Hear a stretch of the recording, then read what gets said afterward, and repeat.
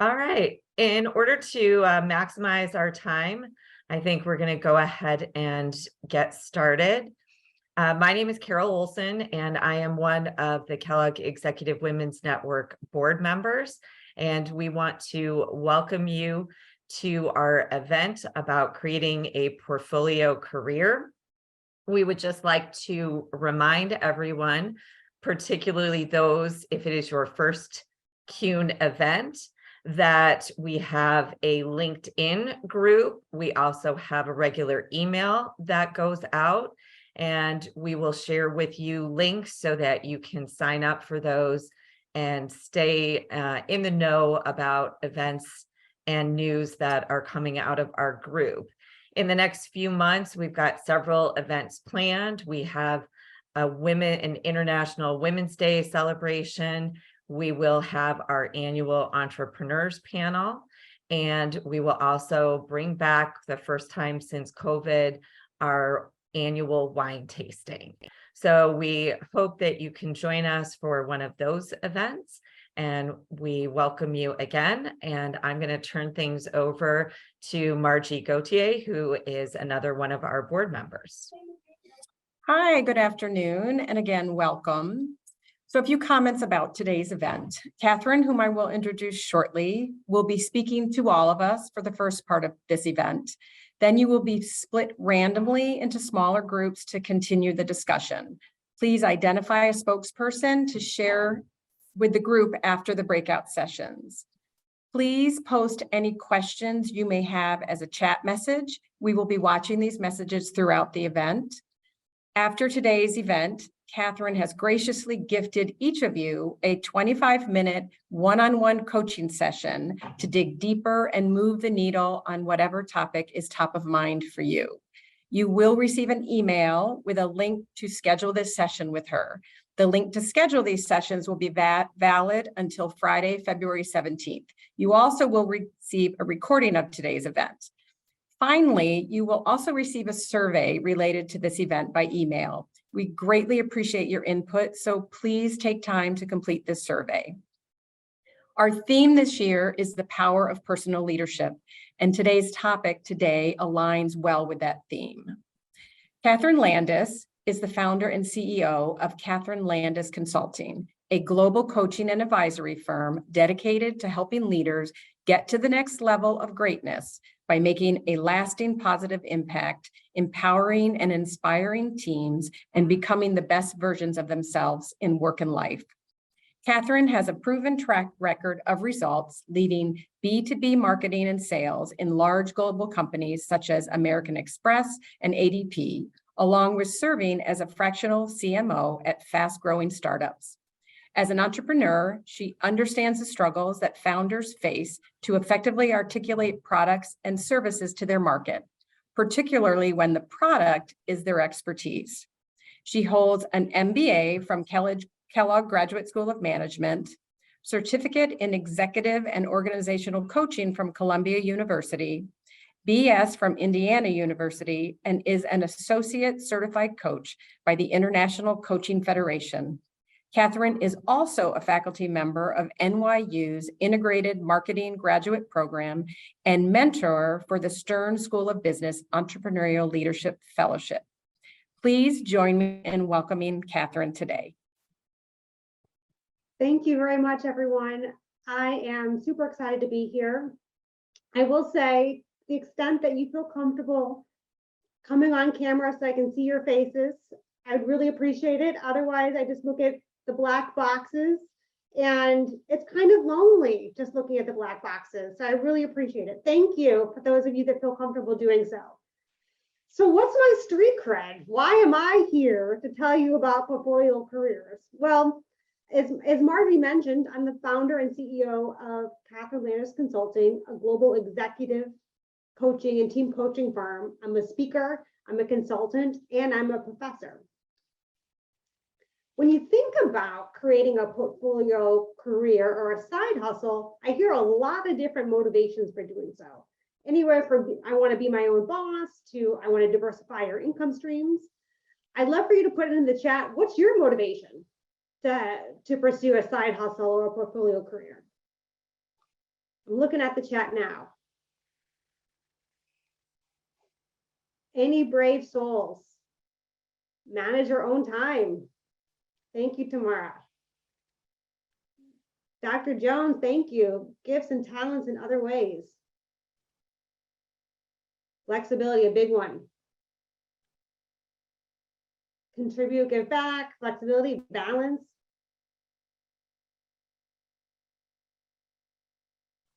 All right, these are all great reasons and reasons that I hear from a lot of folks myself.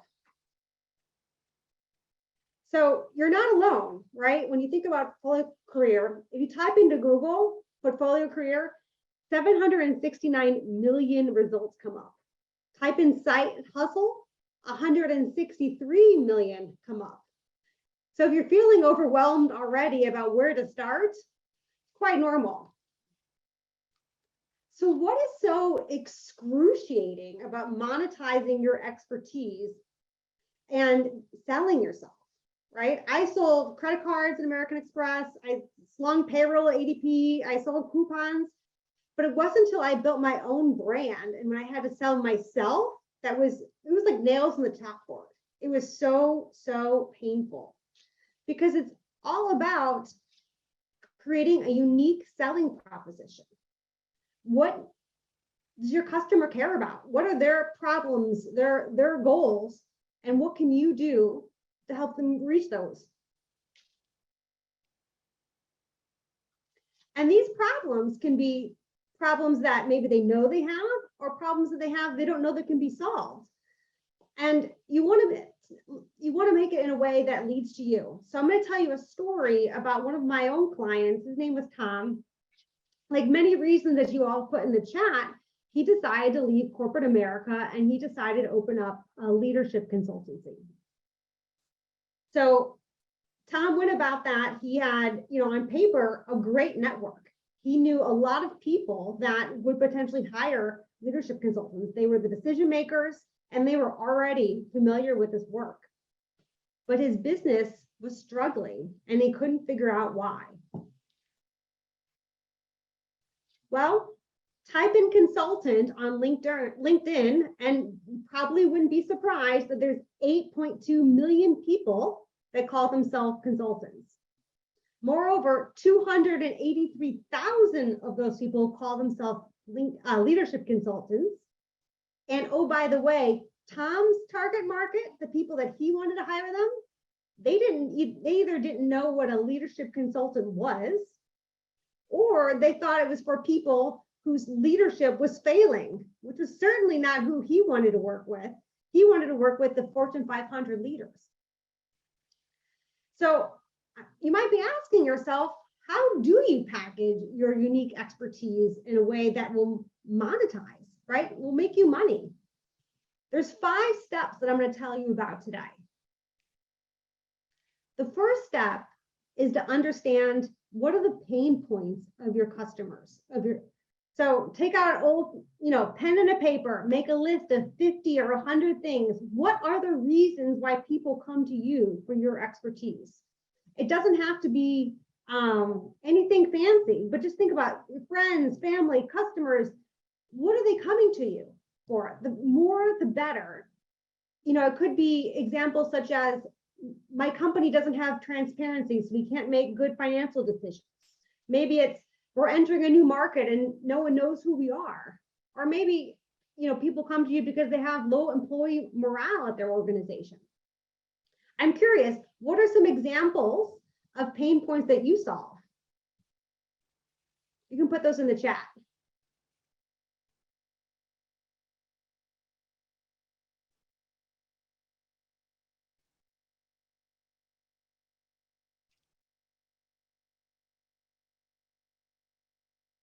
Go to market for new product, company service. Thank you, Nancy.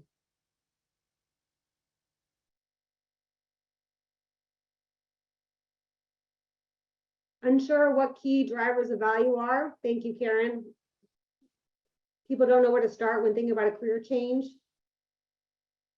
Oh, the terminology pain points. So pain points, great question, are the idea of what are their problems? What are the challenges that they're facing? what's keeping them from reaching their goals and objectives, which we're going to talk about later. These are all great examples of some pain points that folks can solve. So then after you have your 50 to 100 things that people come to you, what they're struggling with, then start thinking about, well, what do you actually enjoy solving? What gives you energy? What excites you? Maybe your jam is helping companies enter a new market when folks haven't heard of them before. So for the folks that responded, I'm curious, is there anything that you would say that you enjoy solving versus another? What are a few pain points you enjoy solving? Identifying opportunities, solving a specific problem with a clear measurable output, identifying opportunities, helping people become the best versions of themselves and giving confidence. These are all great. Thank you for sharing. Educating clients. So now that you know what are the challenges that your customers have and your potential customers have, and you've grouped them into themes or into categories, and then you've looked at those themes and categories and said, well, what are the things that I enjoy solving? Now you have to get clear on your customers' goals.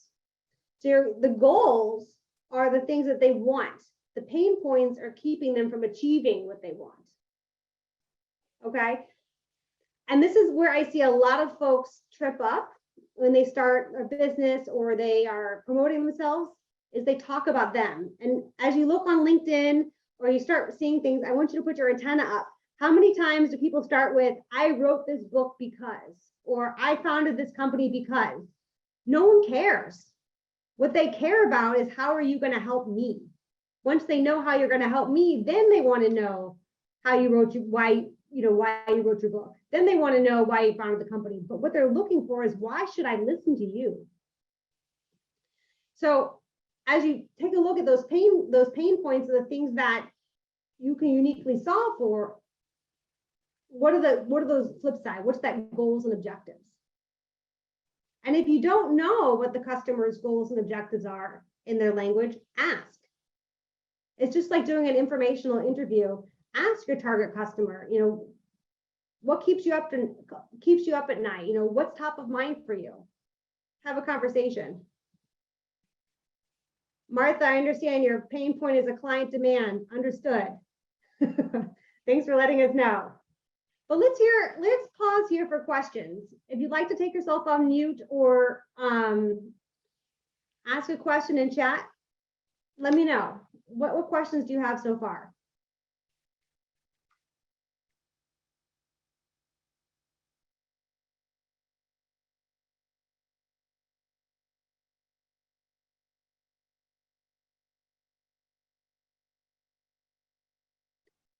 Patricia? Yes. Actually, maybe it's starting from the very basic of the customer's goals, because technically, I'm in customer success management. So technically, sales, imagine Karen Olsen coming from sales, she should have given me all the information about the customer's goals, or Margie from the onboarding team should have given me that information, but I don't have it. And coming up with the questions of, hey, Catherine, what are your goals? It may not look too good. They may be like, why didn't you ask Carol or Margie? Because they already did the onboarding, right? Or they did it. They should know. So, but I think, and this is something internal, that maybe Carol from sales or Margie from onboarding didn't ask those questions. Maybe. No, it's very likely. So it's more like how to ease into the tell me about your goals. That could be challenging for me right now, because of the company. Well, what's an authentic way for you to ask or to gain clarity about that? What comes natural to you? Maybe just letting them talk about where they see themselves in a year or two, like something just to let them talk. Because once one person starts talking, the other comes interrupting, saying, no, and these two. And it's a way for me kind of like to trick them into telling me information that I need to know already, by the time I have a meeting with them. Yeah, and I would add, if you don't mind me giving you a couple suggestions, some, questions you might want to ask is, what does success look like with this solution? How will you know? What will you feel? What will you notice? Maybe you ask, what's your biggest hope for this solution? I've talked to my counterparts, but I want to hear from you. What do you think? Yep. Great. Yeah, that would be another way to, to get the information that I want. Yeah. Mm-hmm.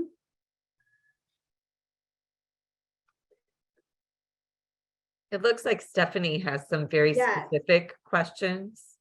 So set up before a career, independent person or company, and where to set up.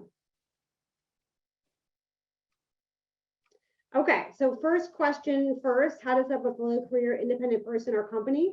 I've seen it both ways. You got to start somewhere. So you can start as an independent person, and then it's pretty easy to set up an LLC or an organization. There's companies like Wolters Kluwer that has like a small business. I'm not getting paid for saying their name, but I've used them before. You can pay them a little bit of money and they can set up a whole LLC for you, and in whatever state that you want. So Stephanie, I hope that answers. That's interesting. That's for the States, is it? That's for the US. Yeah. I'm not as familiar about Europe, but that's something I will look into. Perfect. Marisa is asking about the name again. Wolters Kluwer. I'll put it in I'll send a follow-up email and I'll put the name of the company. The other question you had is, how much money should you want to earn in a country for it to be a viable portfolio career? For me, it's, how much money do you want to make, right? And back out how much money you need to earn. Most people, when they start a portfolio career, they start off as a side hustle, right? And they start taking on clients incrementally until they're able to replace their full-time income with this portfolio career. How to manage your public brand and unity of portfolio jobs activities? That's a great question. So I would think of it, what's the common thread that links all of it? So for example, with me, I want to help leaders get to the next level of greatness. Everything that I do will either be speaking, coaching, teaching around making a lasting positive impact, empowering, inspiring teams, or helping people become the best versions of themselves in work and life. So what's that common thread through everything that you're doing? Thank you. Nancy, go ahead. Hi, yes. I just had a kind of a basic question. Are we defining a portfolio career as becoming an independent consultant and company, or is it about switching industries, potentially, other things outside of having your own company? Great question. I would define it, well, let me ask you this. What would you define it as, Nancy? I was actually thinking of it a bit more broadly, and that was the portfolio of experiences that you would have throughout your career, which could be you were in technology at one point, then you worked at a nonprofit, then you worked in city government. And so my lens was actually more, how do I translate experiences that I've had in technology to, very different industries where their perspectives and impressions of someone from tech can be fairly far off the mark, let's say. And then it's about, breaking into that kind of an industry or that sector, and, how do you do that, and, tips and tricks and, above and beyond, I guess, kind of the obvious. Yeah. Well, what I would say is it could be that as well, right? So when you think about your portfolio career, what are the pain points of those companies or those hiring leaders that you're looking at? what are their goals and objectives? And then we'll get to the idea of then how do you position yourself so that you can link what you can do, whether it's as an independent consultant, whether it's you have your own side hustle offering, or it's your skills and expertise that you want to work for as an employee of an organization. Okay, thank you. Sure. Do I see people going in and out of portfolio career? Yes, I do see people going, doing contract work, then going back in-house. It's very common, particularly in today's gig economy. And I see people continuing to have their side gig portfolio career open while they're working full-time as well. They're trying to diversify their income streams, or they're thinking, well, what's going to be for me long-term? Maybe I don't want to continue working full-time for a company forever. I'll have this to fall back on. I think I got all the questions. All right. Keep me honest if I'm not. If I didn't. Okay. So you have your pain points that you enjoy solving, or the problems you enjoy solving. You're understanding the goals of your customers and the way that they articulate them, which is really important. So it's not the way you say them, it's the way the customer says them. You're halfway there. So the next step is key is how do you help, right? You're looking at your customer pain point and objectives and make a list of all the ways you help them overcome their pain points or problems and reach their objectives. This is linking what you care about, what your customer cares about, to what you do. So Nancy, this would still be important as you think about positioning yourself in a different industry. What does your employer or potential employees care about? And what do you do? Maybe it's brand awareness, maybe it's succession planning, whatever that is, that's how you help your potential clients. And people can really freeze up on this. So that's why I'm saying, get off your computer, use a white piece of paper and a pen, and just list out what are all the ways that you can potentially help overcome those problems and help those customers reach their objectives.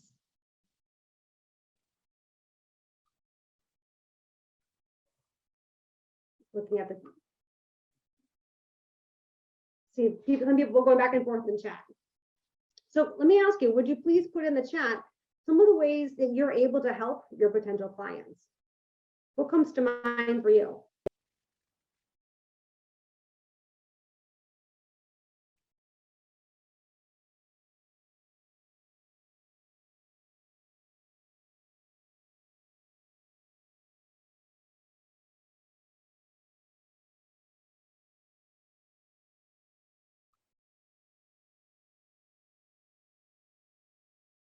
Oh, the confidence issue. What are people willing to pay versus what you offer? You're probably, I'm guessing, your own biggest critic. Stephanie, would you like to come off on mute and tell us a little bit more about it? Would that be okay? What you're thinking? Yeah, sure. So it's like a psychotherapist cannot therapy themselves. It's the same. So I'm really good at helping people in giving confidence, getting confidence. Just before this call, I have the friends to prepare for her job interview, right? And pulling out all the strengths, how to handle the conversation. But when I look at my own experience having conversations, people really love talking with me, getting my expertise, but then bridging the gap between getting the expertise from me, but then also putting a dollar sign on it is a whole total different story. And that's something that I haven't fully figured out yet. Mm-hmm. So what's blocking you? What's the story you're telling yourself about asking for money? It's gotten better. I think it's about the value, right? Do I really bring enough value in for whatever topic it is? And will I meet the expectation at the end of the day for that particular client? It's kind of like, if I don't ask for money, I don't have to deliver, I guess. I mean, just making this up now, but without filtering through, this could be one thing. Yeah. So if I don't ask for too much money, there cannot be any expectation. So therefore, there shouldn't be any expectation. And I can just enjoy helping without any pressure, if that makes sense. Potentially. I don't know if that's resonating with anyone else. I'm curious, what would you advise one of your friends, a friend that you just were talking to if that person told you this? Mhm. I mean, funnily enough, I do this in my day job anyways right now. So it's for me, it always comes down not to push myself into any contract. So I work in sales currently, one of the things I do, but rather focusing on the other side and the problem of the other person and figuring out, okay, what is this worth to you, right? And what would you have to invest in? Is that something you're considering to pay for as an external service, and just give a nugget of information, but not everything. Simply, and what helps me so far, again, is that my age, is getting higher, and the years that I have probably smaller. So I'm becoming more and more aware of the limited time I will have on this planet, and therefore I'm also much more valuing my own lifetime. This to me has helped me to have this conversation a little bit easier. Mhm. So having said I don't know that, if this resonates with anyone. I'm talking a lot here. Sorry, Catherine, what did you say? no, I'm curious. Patricia gave you a hard sign. I'm curious what other folks are thinking. Patricia. Well, I think what she says resonates with me because I too am getting up there. And right now, most of what I'm thinking about is what's the next phase look like. I already run my own business and I've been a consultant for 21 years, but you know, what is semi-retired life going to look like? How do I want to shift gears in terms of my consulting, some things that I'm a little bit more passionate about, focusing on those areas instead of just, keeping the company going and paying all the bills. So, I'm starting to think about what my next evolution is going to look like and how I can start setting things up now. Thank you for that, Nisha. Exactly. And Stephanie, I'm curious what I would think about it, perhaps when we go into breakout rooms, what's one action that you could take? Because you're telling yourself, but you're not believing what you're telling yourself in terms of what's the value if you're able to solve that person's problem, if you're able to help them reach their goal, what value would they assign to that? You're thinking about yourself, you're not thinking about the customer. Does that make sense? Yes, yeah, and I think as soon as I start focusing more in a repeat and repeat and repeat, to focus more on the other side, and then also giving myself a limit, literally, okay, here's what I'm willing to give away for free. But if I feel that this is actually something that would need more time, that's then when I could propose a different way of collaboration, and or I retract or retreat from that conversation. Yes. Well, I would encourage you to schedule time with me after this, because I think that there should be a cap on the how much money or how much time you're giving away for free, because it sounds like you're giving incredible value and should be compensated appropriate for that. Yes, I totally agree with you. Yeah, I see Beth Korn nodding vigorously. She's a fellow coach. Andy, I see your hand up. Yeah, so one of the themes I'm hearing here is that a lot of what we do or are good at is connecting dots, and it's kind of the grease the wheels, get from point A to B, but it maybe hasn't historically been categorized as like, well, is it task 1 or task 2 or task 3? It's like, no, it's getting from start to end. And so how we've kind of been raised or taught to think about it is like, these aren't the concrete things that have to get done. And so I really like and so it's easy to kind of discount our skills, but thinking about it from the customer's perspective, Catherine, like you're saying, helps us think of it as, okay, well, no, the customer doesn't want task 1, 2, or 3 done. They want to get to the end point. And if you're bringing the value of like getting there, they shouldn't care about, how we've categorized the building blocks or, getting, smoothly from one to another. Yeah, asking them what's the biggest vision and what's at risk if they don't get there. What are the obstacles keeping them from doing that? I know we're getting a little sidetracked, but when I'm talking about these steps, it's a way for you to hopefully get a little bit out of your own head and think about it more, less emotional, because I know for me, when I was thinking about myself, it was brutal. I was like, how can I sell credit cards all day long? Yet when I'm trying to think about how I'm going to position myself, it's terrible. And so by taking a look at what do people come for me for? What are the pain points? How are they articulating it? What are the goals and objectives that, in the way that they describe it, that I can help them with, was very impactful for me. The other level, and this is when you get a little bit more advanced, if you're just starting out or you're in a very fragmented market, you could ignore this, but it's the idea of what's your differentiator. And that's, what does your customer care about that you do really uniquely that your competition can't do? I would say most folks, when they're just starting out, don't worry about this, right? But as you get a little bit more sophisticated and you get to know who your top 2 or 3 competitors are, you can start listing out what are the features and benefits that they talk about, and what are the features and benefits that you talk about, and then literally just cross off in a process of elimination, what is that you can do that your competition can't do that your customer cares about. And that's gold, right? Because that is what distinguishes you.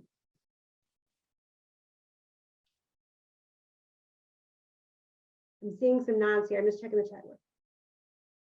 All right. And so now we're starting to align, right? Your offerings, the pain points or the problems of your customers, their goals and objectives, how you help, and then your offerings. And I see this sometimes as being a place where folks get stuck because they don't monetize their expertise because they're not thinking about what is it they can actually do. So Stephanie, if you don't mind me picking on you for a second, you're having conversations and helping people think about how can they position themselves for their interviews, right? That's a service. That could be a product, right? And you could help them think through, well, what would that value be if you were able to articulate yourself effectively in an interview and get your job.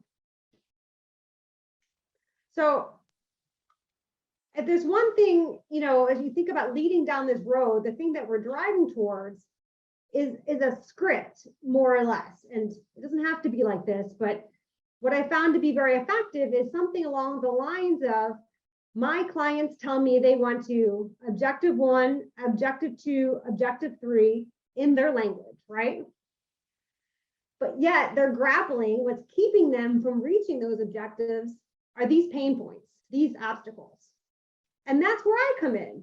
I can help them differentiator 1, differentiator 2, differentiator 3. And if you don't know your differentiators, these are the ways that you can help. So my friend that was thinking about switching industries, this could also be a way that you start talking to a potential employer. And then having a proof point, that's marketing terms, or an example of a customer or a company that you worked with a story that will back up this elevator pitch, if you will. Once you have this down, you can put this anywhere, your LinkedIn, your website, having conversations. It could be consistent anywhere that your name comes up. What questions do we have here?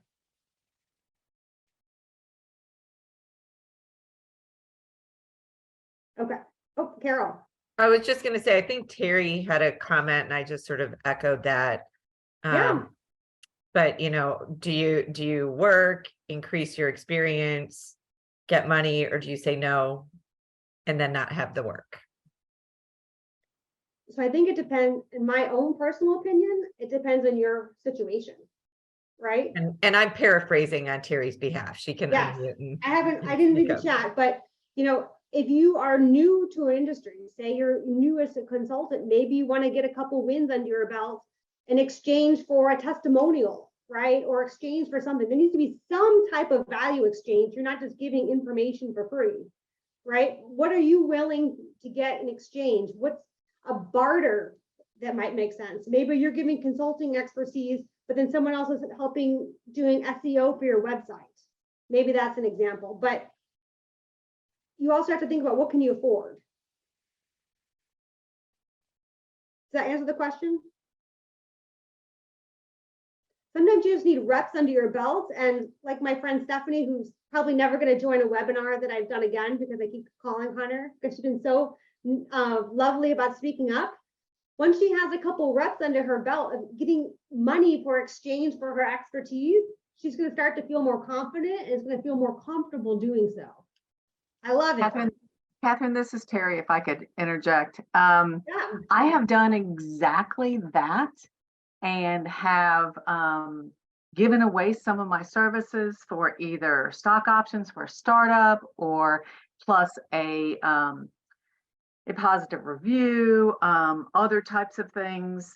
And at some point, then when you try to go back and forth between the corporate and the gig, then what happens is that you're filling out these forms on LinkedIn, jobs, etc.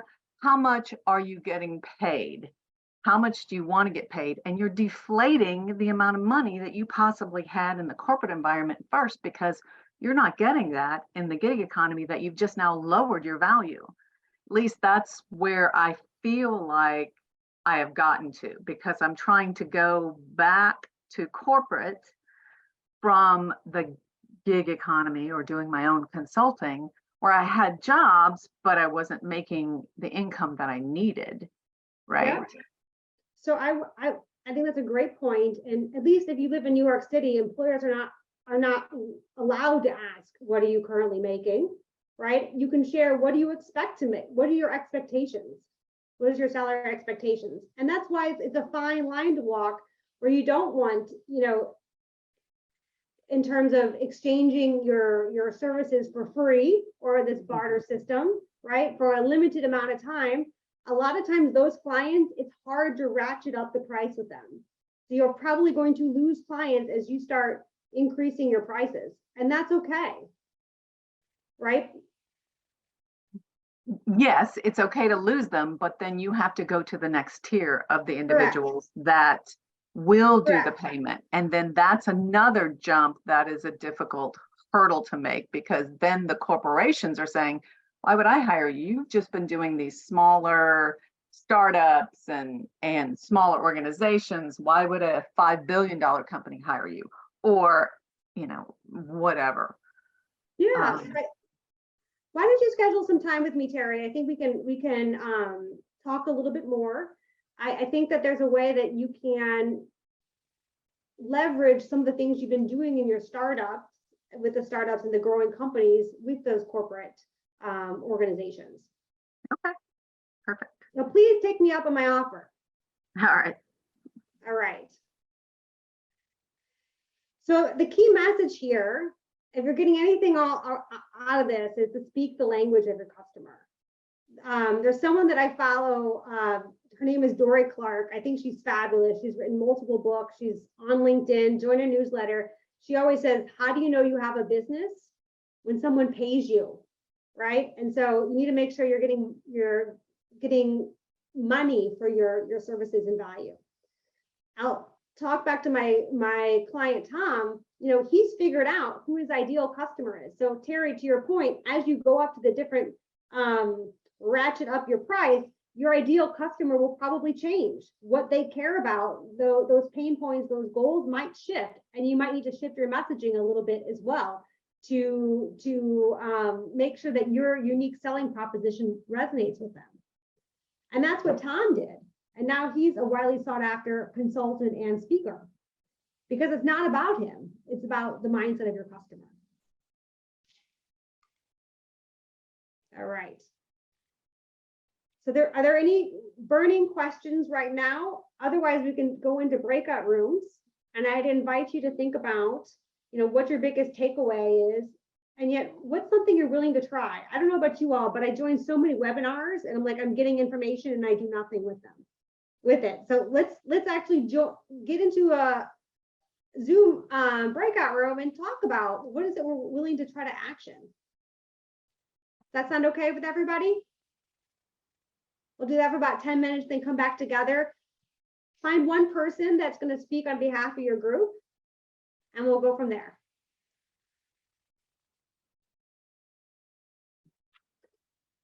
All right. See folks coming back together. We have just a few more minutes together. I'm curious, on behalf of your group, is there anyone would like to share their biggest takeaway or something that they would like to try? Something that was discussed in their group? Sure, I'll go. Thanks, Karen. I had Stephanie and Wendy in my group, and I got a custom personalized session for myself because I was asking, well, how do we figure out, if there's a market? And Stephanie used her B2B experience to explain how I have my one client, I can use that one client, break it down and understand, why he came to me, what his profile was, and then research very similar profiles and see if I can connect with those to learn more. Being that we need to find to answer your first question about what are the pain points of the customers, we need to find the set of potential customers to talk to learn what those pain points are. And I thought that was very valuable. Yeah, and to take one step further, Karen, you can also think about or ask if it's but your current client, what associations or groups does this person join? What type of media do they read? Would that person be willing to make any introductions on your behalf? Even if it's for an informational, I'm looking to make more clients like you. You've been so wonderful. I'm doing some market research. What else? Thank you, Karen. I'll go because I'm gonna have to leave a few minutes early, but we, the three of us were all kind of thinking about transition or, one in the midst of transition after, company, ended, and thinking about how to be relevant, kind of next stage. And do you have to go after what that next stage looks like with a specific intention? Or, as your time in your career evolves, does that information somewhat present itself to you? And so perhaps it's less to stress about, and just thinking about basically being busy working women, and mothers. How are we balancing, ourselves inside of that context and, what our future selves are yearning for. Mm-hmm. Thank you for sharing that, Nisha. I would invite you all to look me up on LinkedIn. I have an article that I wrote about how to show up as the best version of yourself in work and life. And it's an exercise about where are you spending your time and where would you like to spend your time? Sometimes it can be very different. And how would you like, and what does that difference mean in terms of how you show up in the world and how you feel? So I invite you to take a look at that. We have time for one more. Catherine, I'm happy to share. Thank you. Sure.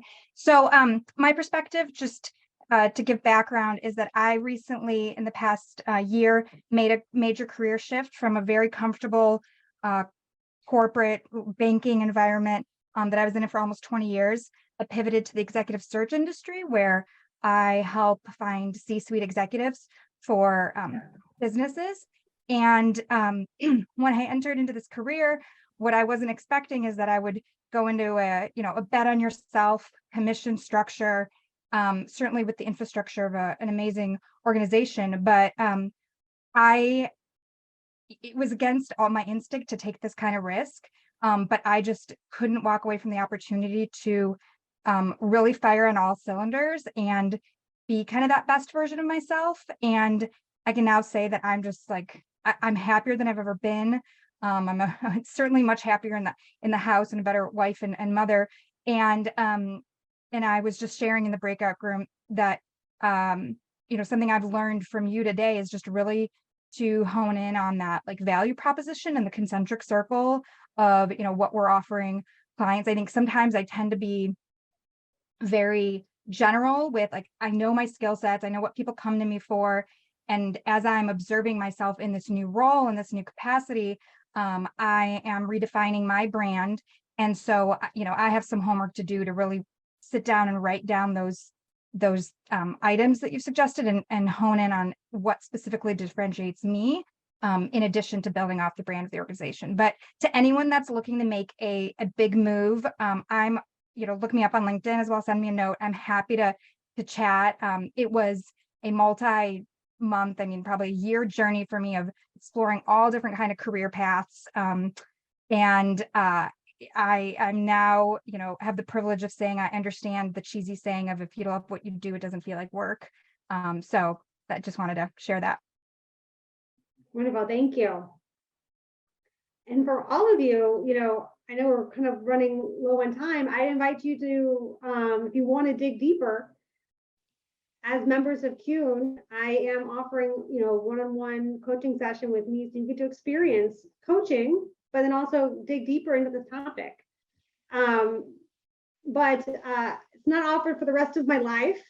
So if you could schedule by February 17th, it doesn't have to happen by February 17th, but that way 3 years from now, you're like, remember when you told me at CUNE that you do a coaching session? So I'm joking a little bit, but yeah, I really hope that you take me up on my offer because I am so passionate about this and want to help support you. All right, I think that's everything. So thank you so much, Catherine. That was really, really insightful. And everyone who attended today, you will get some follow-up emails. And again, please consider signing up for our LinkedIn page and going onto the alumni website and signing up to be part of the CUNE email list. And please look for future communications about our other spring events. Thank you so much for attending. Everybody have a great rest of your day. Thank you so much. It was very valuable. Thank you. Thank you. Yes. Thank you. Bye-bye.